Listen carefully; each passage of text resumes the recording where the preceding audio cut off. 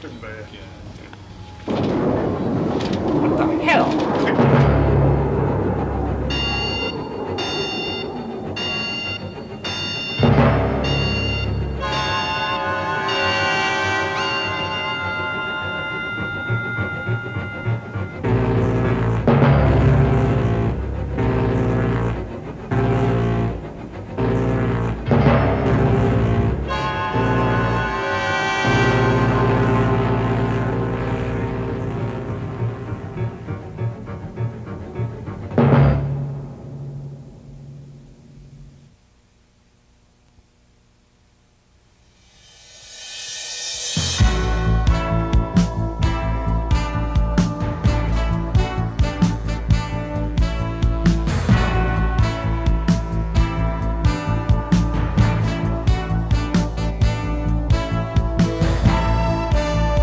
Too late for questions.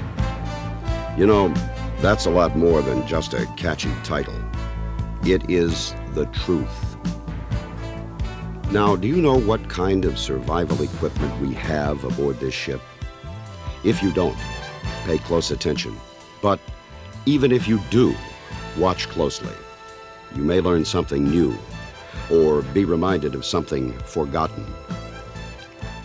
Don't wait until you get the order to abandon ship, because then it's too late for questions.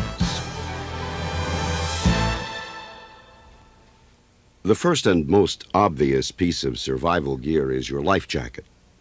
Everybody aboard has one, but all too often they are simply ignored. There is a life jacket in each crew member's room, located in your closet or close to the bunk, so it will be handy. And there are extras available at the watch stations. For example, 3 on the bridge and 3 more in the engine room. Check your life jacket out. Make sure it's in good shape, including the straps, reflectors, chemical light, and whistle. These reflectors and the light make it easier to locate someone in the water at night. And don't assume that you know how to put it on. If you're in a hurry, seconds count, and you won't want to waste any time trying to get into your life jacket. Here's another handy piece of equipment, the ring buoy, with more like it located all over the ship. Colored bright orange, so they'll be easy to spot. Some of these buoys have lights and a lifeline attached to them. Normally, they are used if a man falls overboard. But if you're abandoning ship, anything that floats can be a big help for you and your shipmates. Now, here's what everyone thinks of first when you have to go it alone without benefit of a ship: a lifeboat. A 3-island tanker like this one is generally equipped with 4 boats. 1 on each side of the amidships house, and 2 more on the port and starboard weather decks of the afterhouse. A stem winder, or house-aft vessel, as shown here, is set up differently. This class of tanker has 2 lifeboats, one located on each side of the afterhouse weather deck. They are generally made of fiberglass, aluminum, or steel, and may be open, like this, or completely enclosed. In any case, a typical lifeboat is about 24 feet long with a 9-foot beam and draws almost 2 feet when fully loaded. Now, here's an important point. The typical complement aboard our tankers ranges from 31 to 38 people, including both the officers and crew. The rated capacity of the boats, generally ranging from 26 to 40 persons, is painted on both sides of the bow and the thwarts. This means that everybody aboard the ship can be safely loaded into the lifeboats. In fact, the entire crew can be handled by the boats on either side of the vessel. There's a good reason for the extra capacity. If the ship is damaged, there is also a chance of one of the lifeboats being damaged. That's why we always carry more than we need. Now let's take a closer look at these boats so you will know what to expect if you ever need to use one. To begin with, each lifeboat has at least two methods of propulsion. That way, if one fails, you'll always have another method to fall back on. For example, this boat has a diesel engine and several sets of oars. This one is equipped with hand-propelling equipment called Fleming gears, driven by a number of drive levers. Moving these levers back and forth like this turns the propeller. And when you have several people working at it, there's little effort involved. Again, the Fleming gears are backed up by oars, just in case something goes wrong with the gears. But there is an important fact that you should remember no matter what kind of propulsion your lifeboats are equipped with. They are not intended to get you back to port unless you are already quite close to land when the ship goes down. The main purpose of the various propulsion systems is to allow you to get the boat away from the ship. Pick up survivors in the water, and then to rendezvous with any other lifeboats or rafts that were launched. We'll show you more about this during another module of our program, where you are shown how to launch the boats, and also in a program on survival, which covers the actions you would need to take until you are rescued. But for now, let's concentrate on the survival equipment that each lifeboat is stocked with. First of all, some of our lifeboats are equipped with a strong back frame and canvas to protect them from the weather while they are aboard ship. As we said, not all lifeboats on our ships have them, but if they do, the frame and cover should be removed and placed in the boat for use later. The canvas can be used as additional protection from the elements and to catch rainwater, and the strong back may be used as oars or for other purposes. The lifeboat we're using, for example, is diesel-powered, with the engine located here and the fuel tank under this seat. The tank holds enough fuel to keep the engine going for about 24 hours. Also, you'll notice two fire extinguishers, one in the stern and the other in the bow. You'll only find these on diesel-powered boats to guard against engine fires. And as we pointed out earlier, there is a secondary means of propulsion aboard, in this case, these oars. But there are also two boat hooks, and a rudder, and a tiller. The best time to install these is while the boat is still at the embarkation deck, before it is lowered into the water. Here's a sea anchor, designed to hold the boat's bow into the sea and keep you from capsizing if you should run into rough weather. And a bilge pump, in case you should ship any water in heavy seas. If the bilge pump fails, we have included some backup equipment, both buckets and bailers. This protective cover, also known as the Solus cover, has a highly visible color to make it easier for rescue planes or ships to spot you. And you can also use it as a cover to protect yourself from rain, snow, cold winds, or from the sun. Remember, exposure is one of your worst enemies in an open boat. Don't ever underestimate the danger of exposure. This waterproof box has some very handy items inside. It includes a dozen handheld parachute flares and a dozen handheld signal flares, which may be used to alert rescuers either during the day or at night. Or, if searchers are detected during daylight hours, these smoke signals will help lead them to you. These two signaling mirrors can also be helpful in attracting the attention of potential daytime rescuers. And that's not all. These lockers are packed full of food and water. Typically, a lifeboat has 3 quarts of drinking water and 2 pounds of provisions for every person the boat can carry. And to supplement your food supply with fresh meat, a fishing kit, like this one, is also included. So, if there are fewer people than the boat is certified for, there would be even more water and food for each person. And, of course, there is also a well-equipped first aid kit on each boat. But that's not all. We also stow a variety of miscellaneous items aboard which may prove to be helpful or even necessary to your survival at sea. That's a quick look at the survival gear you can expect to find aboard one of our lifeboats. As you can see, they are very well equipped. Now, let's take a moment to touch on 2 other very important items: the lifeboat radio and the Emergency Position Indicating Radio Beacon, or EPIRB.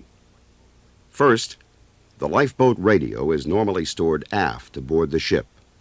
Make it your business to find out where it is kept, and also how to operate it. Instructions are included on the radio itself. Remember, these radios need an antenna to function properly, so they should be taken aboard a lifeboat, not a life raft. It's also important that you find out where the EPIRB is located aboard your ship, so that it can be taken along with one of the rafts or boats. But if there isn't time to get to it, don't worry about it. The EPIRB is designed to float free when the ship sinks. Since this unit is self-activating, it will begin sending a signal automatically when it is in the water. In fact, most of them will stop sending if they are removed from the water. So, whether you take it with you or recover it later, tie the EPIRB to one of the boats or rafts and allow it to float freely.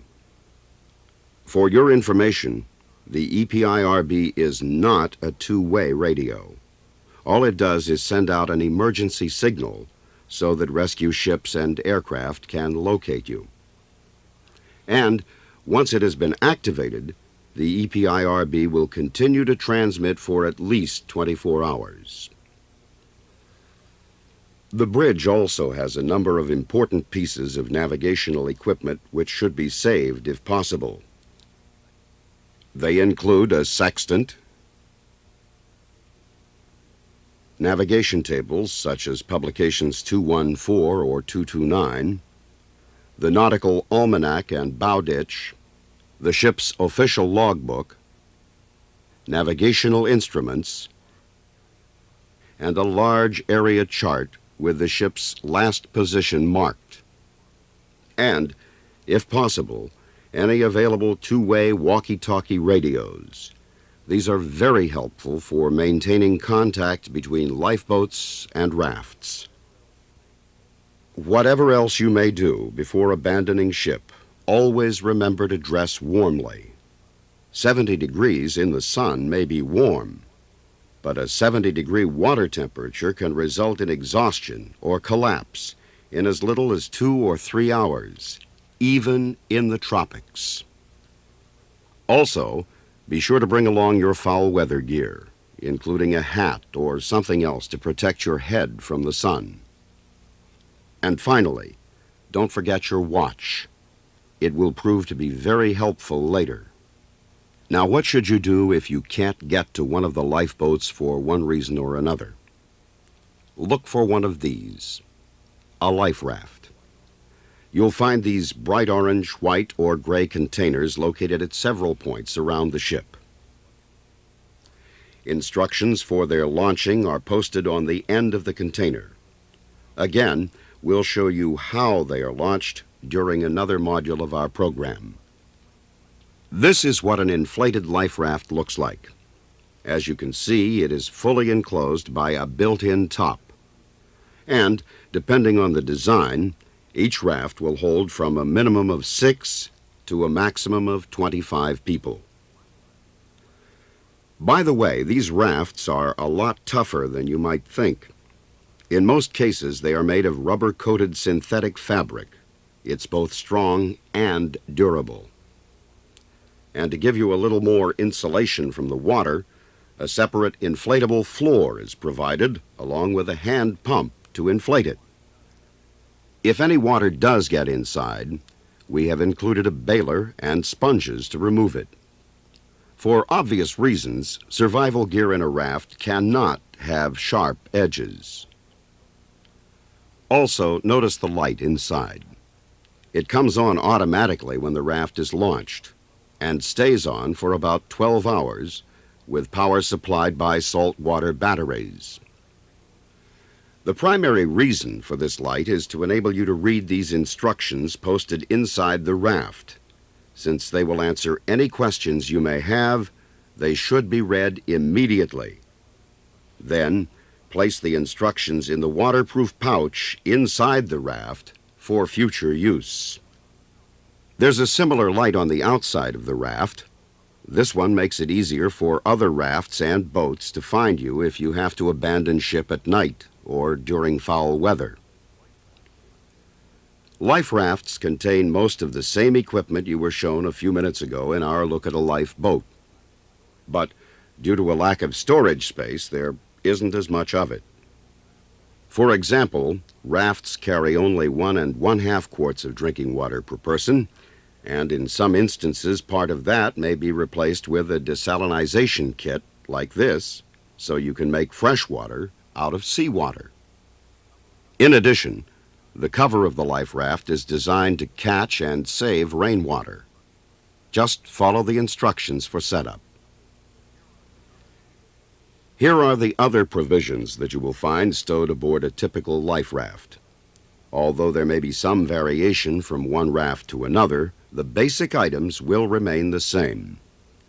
In most cases, there will be enough time to bring along some extra supplies to supplement those already in the boats and rafts. Many individual responsibilities are spelled out in the station bill. Others are just common sense. However, there is a forecastle card, like this one, posted in each crew member's quarters. It includes a brief description of his station and duties during an emergency situation, such as fire and emergency, abandoned ship, and man overboard. For example, the steward's department should grab some extra food. The canned type is best, along with canned juices and high-energy foods such as jams, jellies, peanut butter, and similar items. Wool blankets are also a good idea, especially since there is a good chance of getting wet or having to survive in bad weather. In fact, all crew members should take their own blankets with them.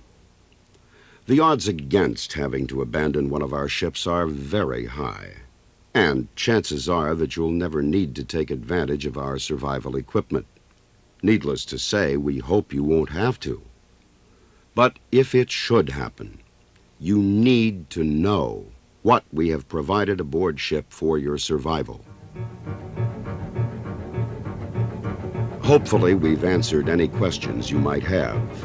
If we haven't, ask now. And remember, don't wait until it's too late for questions.